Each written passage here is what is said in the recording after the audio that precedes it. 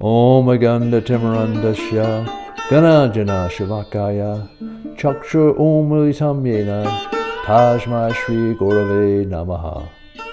I was born in the darkest of ignorance, and my spiritual master opened my eyes with the torch of knowledge.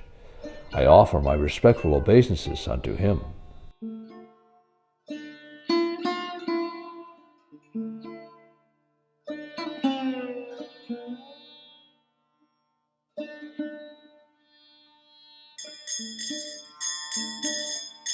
Krishna Kirtana Ganana Tanapano. Chapter 8. Attaining the Supreme.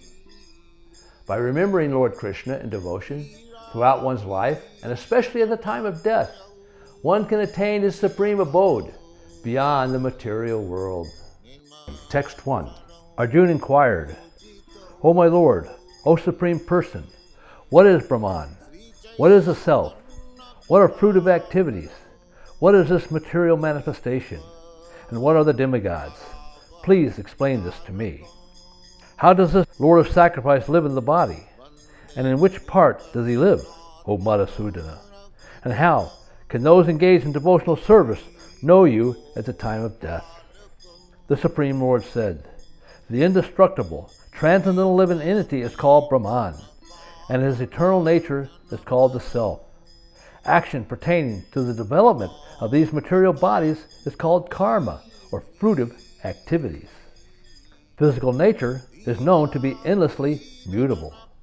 The universe is a cosmic form of the Supreme Lord, and I am that Lord represented as the Supersoul dwelling in the heart of every embodied being. And whoever at the time of death quits his body remembering me alone, at once attains my nature. Of this there is no doubt. Whatever state of being one remembers when he quits his body, that state he will attain without fail. Therefore, Arjuna, you should always think of me in the form of Krishna, and at the same time carry out your prescribed duty of fighting. With your activities dedicated to me, and your mind and intelligence fixed on me, you will attain me without doubt. He who meditates on the Supreme Personality of Godhead, his mind constantly engaged in remembering me, undeviated from the path, he, O Partha, is sure to reach me. One should meditate upon the Supreme Person as one who knows everything, as he who is the oldest, who is the controller, who is smaller than the smallest, who is the maintainer of everything, who is beyond all material conception, who is inconceivable, and who is always a person. He is luminous like the sun, and being transcendental, he is beyond this material nature. One who at the time of death fixes his life hair between the eyebrows, and with full devotion engages himself in remembering the Supreme Lord, will certainly attain to the Supreme Personality of Godhead. Persons learned in the Vedas who utter Omkara and who are great sages in the renounced order enter into Brahman. Desiring such perfection, one practices celibacy. I should now explain to you this process by which one may attain salvation. The yogic situation is that of detachment from all sensual engagements, closing all the doors of the senses and fixing the mind on the heart and the life air at the top of the head. One establishes himself in yoga. After being situated in this yoga practice and vibrating the sacred syllable Om, the supreme combination of letters, if one thinks of the Supreme Personality of Godhead and quits his body, he will certainly reach the supreme planets. For one who remembers me without deviation, I am easy to obtain, O son of Pritha, because of his constant engagement in devotional service. After attaining me, the great souls who are yogis in devotion never return to this temporary world, which is full of miseries, because they have attained the highest perfection. From the highest planet in the material world down to the lowest are all places of misery, wherein repeated birth and death take place. But one who attains my abode, O son of Kunti, never takes birth again. By human calculation, 1,000 ages taken together is the duration of Brahma's one day, and such also is the duration of his night. When Brahma's day is manifest, this multitude of living entities comes into being, and at the arrival of Brahma's night, they are all annihilated. Again and again the day comes, and this host of beings is active, and again the night falls, O Partha, and they are helplessly dissolved. Yet there is another nature, which is eternal, and is transcendental to this manifested and unmanifested matter. It is the supreme, and is never annihilated. When all this world is annihilated, that part remains as it is. That supreme abode is called unmanifested and infallible, and it is the supreme destination. One goes there, he never comes back. That is my supreme abode. The Supreme Personality of Godhead, who is greater than all, is attainable by unalloyed devotion. Although he is present in his abode, he is all-pervading, and everything is situated within him. O best of the Bharts, I shall now explain to you the different times at which passing away from this world, one does not come back. Those who know the Supreme Brahman pass away from the world during the influence of the fiery god, and in the light, at an auspicious moment, during the fortnight of the moon and the 6 months when the sun travels in the north. The mystic who passes away from this world during the smoke, the night, the moonless forenight, or in the 6 months when the sun passes to the south, or who reaches the moon planet again comes back. According to the Vedas, there are 2 ways of passing from this world, one in the light and one in darkness. When one passes in the light, he does not come back, but when one passes in the darkness, he returns. The devotees who know these 2 paths, O Arjuna, are never bewildered. Therefore, always be fixed in devotion. A person who accepts the path of devotional service is not bereft of the results derived from studying the Vedas, performing austere sacrifices, giving charity, or pursuing philosophical or fruitive activities. At the end, he reaches the supreme abode. Chapter 9. The most confidential knowledge. Lord Krishna is the supreme Godhead and the supreme object of worship. The soul is eternally related to him through transcendental devotional service, bhakti. By reviving one's pure devotional, one can be with Krishna in the supreme realm. Text 1. The Supreme Lord said, My dear Arjuna, because you are never envious of me, I shall impart to you this most secret wisdom, knowing which you shall be relieved of the miseries of material existence. This knowledge is the king of education, the most secret of all secrets. It is the purest knowledge, and because it gives direct perception of the self by realization, it is the perfection of religion. It is everlasting, and it is joyfully performed. Those who are not faithful on the path of devotional service cannot attain me, O conqueror of foes, but return to birth and death in this material world.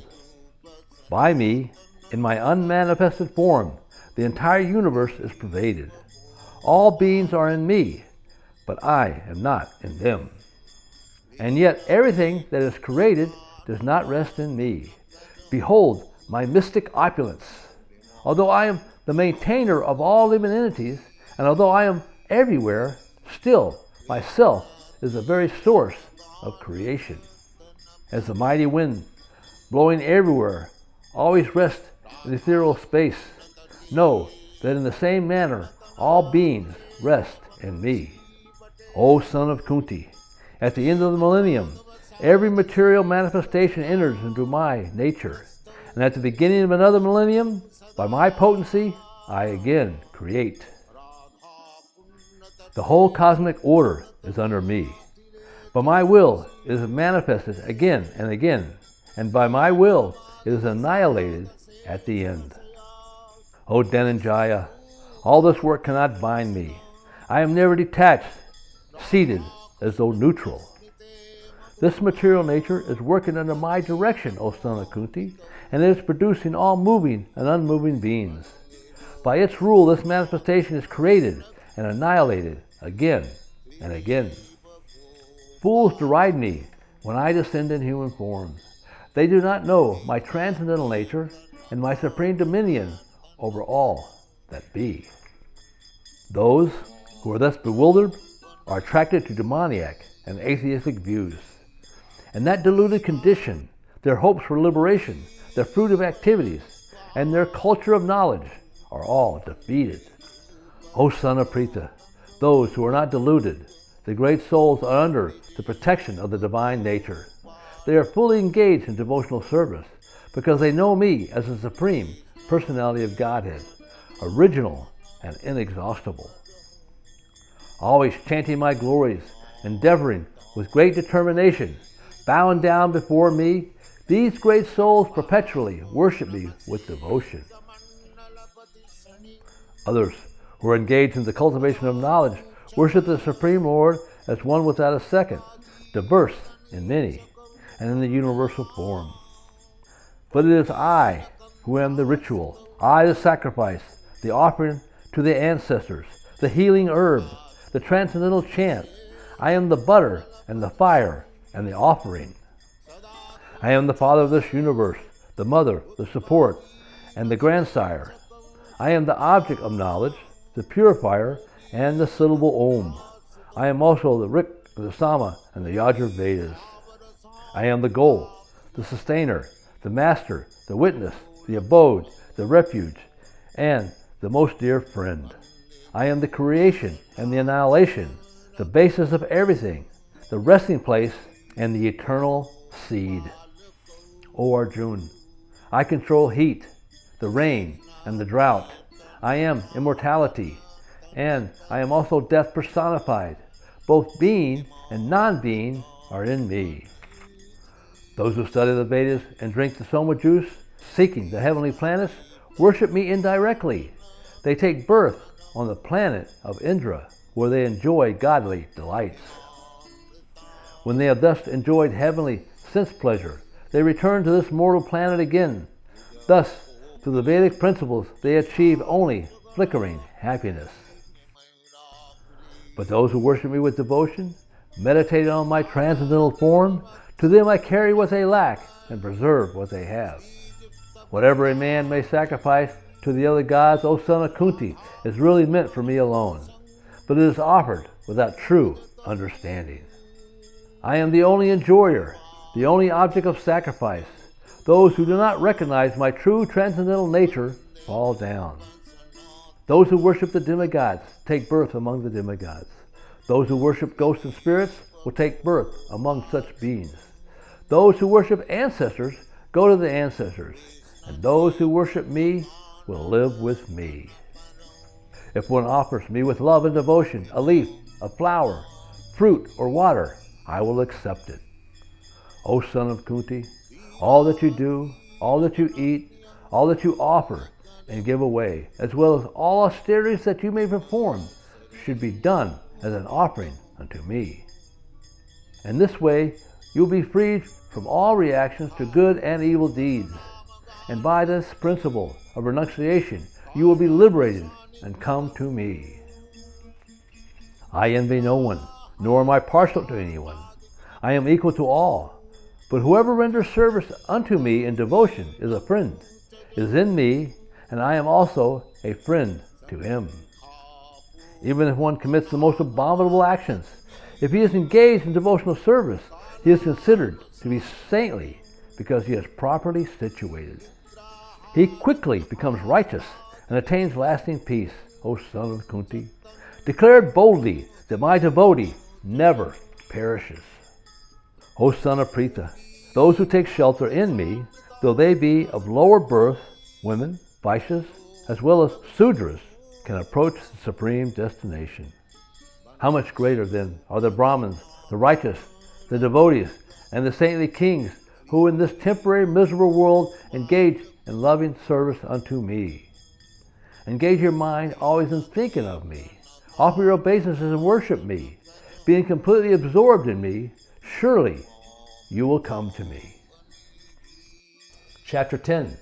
The Opulence of the Absolute. all wondrous phenomenon, showing power, beauty, grandeur, and sublimity, either in the material world or in the spiritual, but partial manifestations of Krishna's divine energies and opulence. As the supreme cause of all cause and the support and essence of everything, Krishna is the supreme object of worship for all beings. Text 1. The Supreme Lord said, "My dear friend, mighty armed Arjuna, listen again to my supreme word, which I shall impart to you for your benefit, and which will give you great joy. Neither the host of demigods, nor the great sages know my origin, for in every respect I am the source of the demigods and sages. He knows me as the unborn, as the beginningless, as the supreme Lord of all the worlds. He, undiluted among men, is freed from all sins. Intelligence, knowledge, freedom from doubt and delusion, forgiveness, truthfulness, self-control, and calmness, pleasure and pain, birth, death, fear, fearlessness, non-violence, equanimity, satisfaction, austerity, charity, fame, and infamy are created by me alone. The 7 great sages, and before them the 4 other great sages, and the Manus, progenitors of mankind, are born out of my mind, and all creatures in these planets descend from them. He who knows in truth this glory and power of mine engages in unalloyed devotional service. Of this there is no doubt. I am the source of all spiritual and material worlds. Everything emanates from me. The wise who know this perfectly engage in my devotional service and worship me with all their hearts. The thoughts of my pure devotees dwell in me. Their lives are surrendered to me. They derive great satisfaction and bliss, enlightening one another and conversing about me. To those who are constantly devoted and worship me with love, I give the understanding by which they can come to me. Out of compassion for them, I, dwelling in their hearts, destroy with a shining lamp of knowledge the darkness born of ignorance." Arjuna said, "You are the Supreme Brahman, the ultimate, the supreme abode and purifier, the absolute truth, and the eternal divine person. You are the primal God, transcendental and original, and you are the unborn and all-pervading beauty. All the great sages such as Narada, Asishta, Dayavira, and Vyas proclaim this of you, and now you yourself are declaring it to me. O Krishna, I totally accept as truth all you have told me. Neither the gods nor demons, O Lord, know thy personality.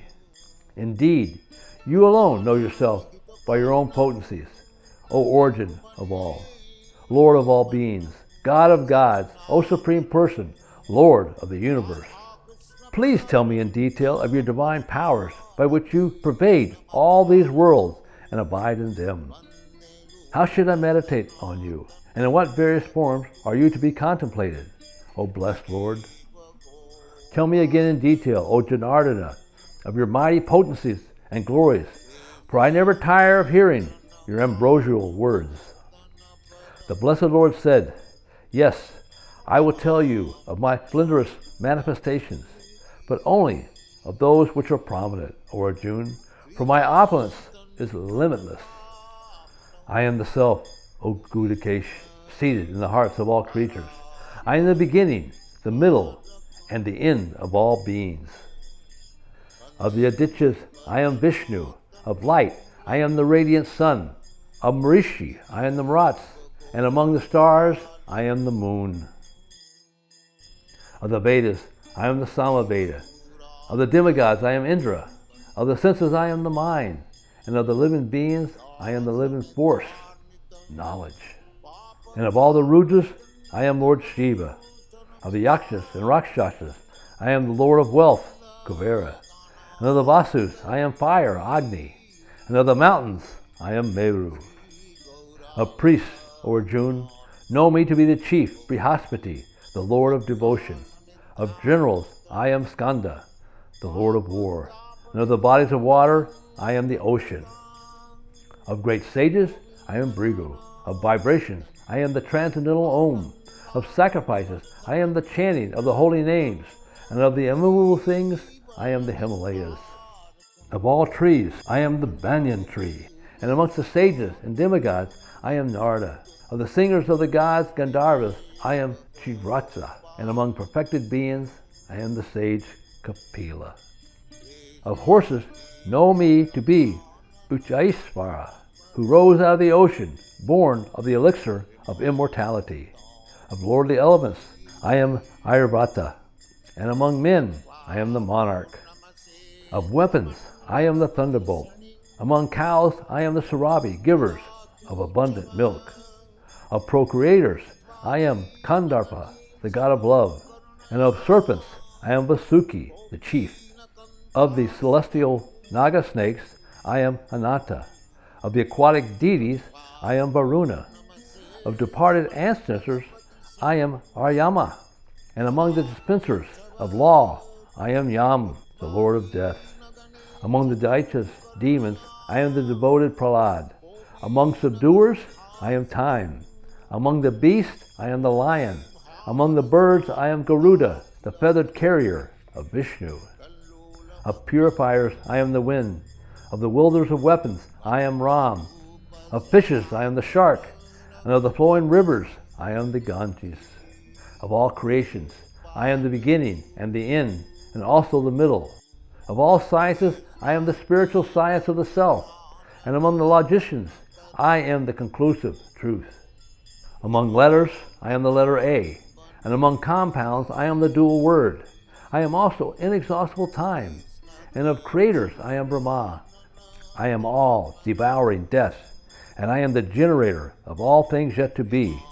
Among women, I am fame, fortune, speech, memory, intelligence, and faithfulness and patience.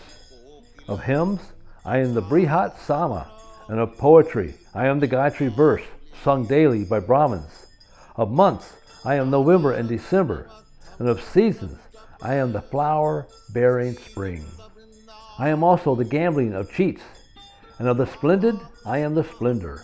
I am victory. I am adventure. And I am the strength of the strong. Of the descendants of Vrishni, I am Vasudev. And of the Pandavas, I am Arjun. And of the sages, I am Vyas.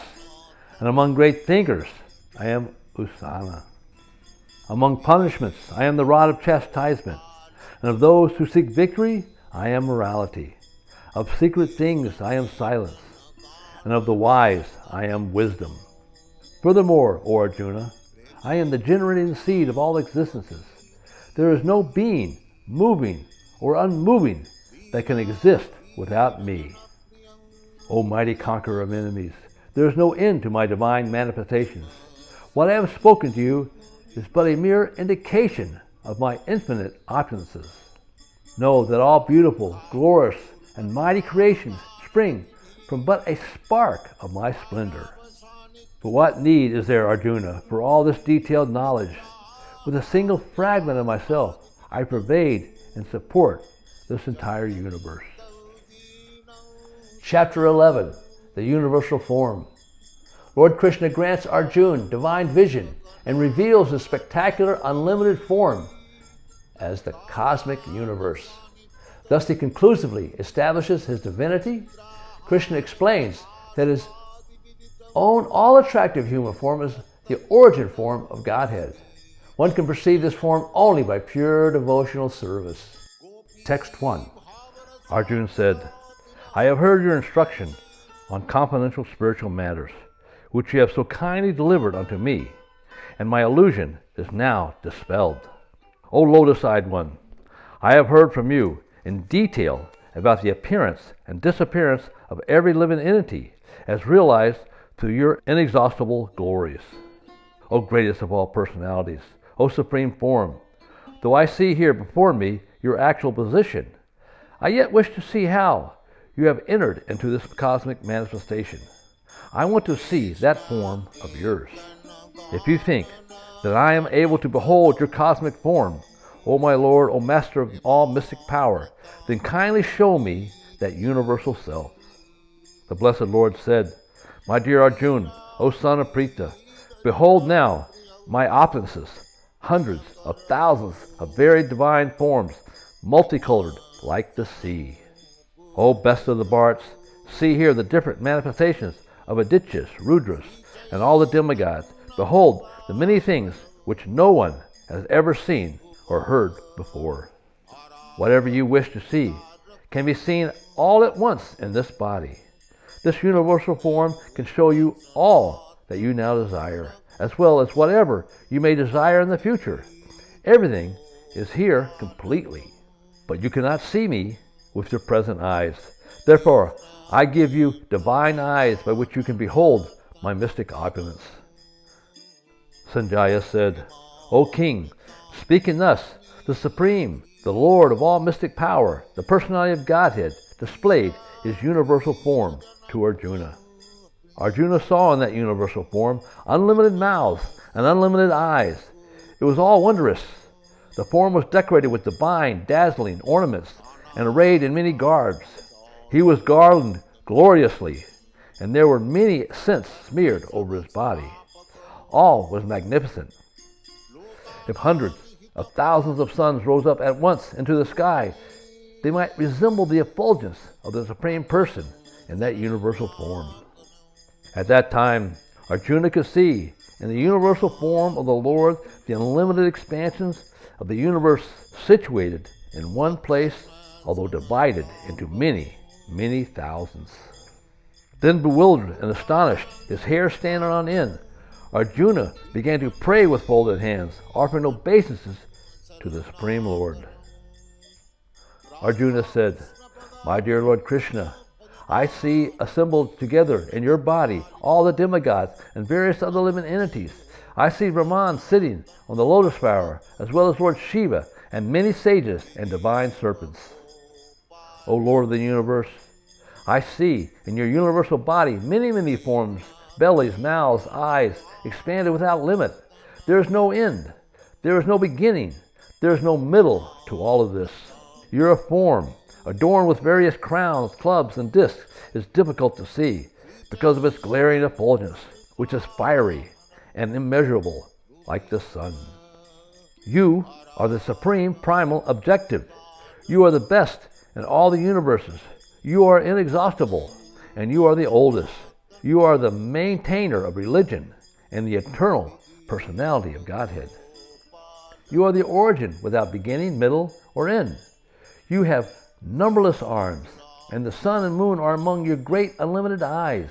By your own radiance, you are heating this entire universe. Although you are one, you are spread throughout the sky and the planets and all the space between. O Great One, as I behold this terrible form, I see that all the planetary systems are perplexed. All the demigods are surrendering and entering into you. They are very much afraid, and with folded hands they are singing the Vedic hymns.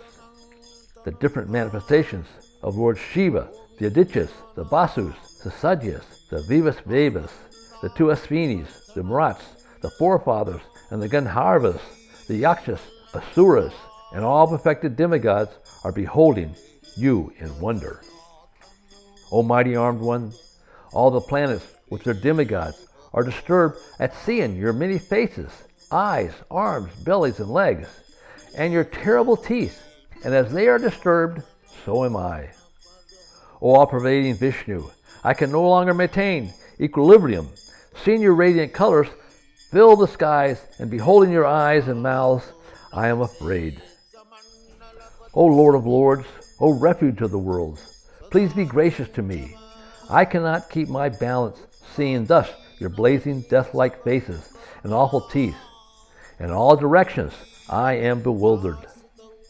All the sons of Dhritarashtra, along with their allied kings, and Bhishma, Drona, and Karna, and all our soldiers are rushing into your mouths, their heads smashed by your fearful teeth. As the rivers flow into the sea, so all these great warriors enter your blazing mouths and perish. I see all people rushing with full speed into your mouths as moths dash into a blazing fire. O Vishnu, I see you devouring all people in your flaming mouths and covering the universe with your immeasurable rays, scorching the worlds. O Lord of Lords, so fierce of form, please tell me who you are. I offer my obeisances unto you. Please be gracious to me. I do not know what your mission is, and I desire to hear it. The blessed Lord said, Time I am destroyer of the worlds, and I have come to engage all people, with the exception of you, the Pandavas. All the soldiers here on both sides will be slain. Therefore get up and prepare to fight. After conquering your enemies, you will enjoy a flourishing kingdom. They are already put to death by my arrangement, and you can be but an instrument in the fight. The blessed Lord said, All the great warriors, Drona, Bhishma, Jayadratha, Karna, are already destroyed. Simply fight, and you will vanquish your enemies. Sanjaya said to Dhritarashtra, O king, after hearing these words from the Supreme Personality of Godhead, Arjuna trembled, fearfully offered obeisances with folded hands, and began falteringly to speak as follows. O Rishikesh, the world becomes joyful upon hearing your name, and thus everyone becomes attached to you. Although the perfected beings offer you the respected homage, and the demons are afraid, and they flee here and there, all this is rightly done. O great one who stands above even Brahma, you are the original master. Why should they not offer their homage to you? O limitless one, O refuge of the universe, you are the invincible source, the cause of all causes, transcendental to this material world. You are the original personality, the Godhead. You are the only sanctuary of this manifested cosmic world. You know everything, and you are all that is knowable. You are above the material modes. O limitless form, this whole cosmic manifestation is pervaded by you. You are the air, fire, water, and you are the moon. You are the supreme controller and the grandfather. Thus I offer my respectful obeisances unto you 1,000 times, and again, and yet again. Obeisances from the front, from behind, and from all sides. Unbounded power. You are the master of limitless might. You are all-pervading, and thus you are everything. I have in the past addressed you as O Krishna, O Yadava, O my friend, without knowing your glories. Please forgive me whatever I may have done, in madness or in love. I have dishonored you many times while relaxing, or while lying on the same bed, or eating together, sometimes alone, and sometimes in front of many friends. Please excuse me for all my offenses. You are the father of this complete cosmic manifestation, the worshipful chief, the spiritual master. No one is equal to you, nor can anyone be one with you. Within the three worlds, you are immeasurable. You are the Supreme Lord, to be worshipped by every living being. Thus I fall down to offer you my respects and ask your mercy. Please tolerate the wrongs that I may have done to you, and bear with me as a father with his son, or as a friend with his friend, or a lover with his beloved. After seeing the universal form, which I have never seen before, I am gladdened, but at the same time my mind is disturbed with fear. Therefore, please bestow your grace upon me and reveal again your form as the personality of Godhead, O Lord of the Lords, O abode of the universe. O universal Lord, I wish to see you in your forearm form, with a helmeted head, with club, wheeled conch, lotus flower in your hands.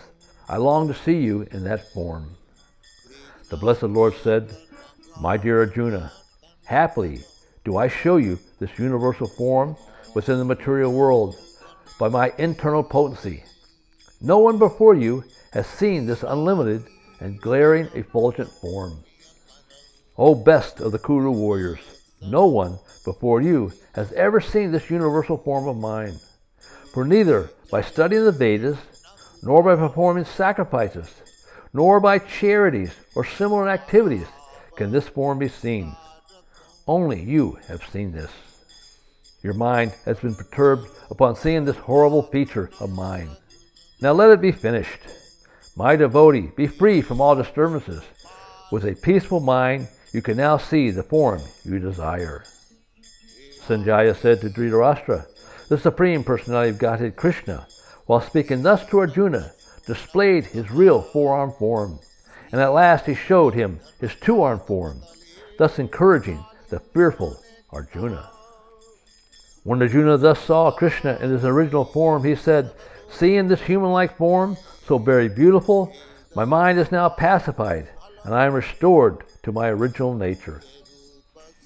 The blessed Lord said, "My dear Arjuna, the form which you are now seeing is very difficult to behold.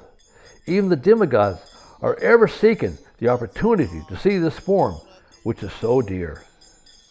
The form which you are seeking with your transcendental eyes cannot be understood simply by studying the Vedas, nor by undergoing serious penances, nor by charity, nor by worship. It is not by these means that one can see me as I am. My dear Arjuna, only by undivided devotional service can I be understood as I am, standing before you, and can thus be seen directly. Only in this way can you enter into the mysteries of my understanding. My dear Arjuna, one who engages in my pure devotional service, free from the contaminations of previous activities and from mental speculation, who is friendly to every living entity, certainly comes to me." Sri Bhagopalako Krishna Kirtana Ganana Tana Param Premam Tambani Vira Dhira Jana Priya Priya Kana Nima Sajam Pujito Krishna Kirtana Ganana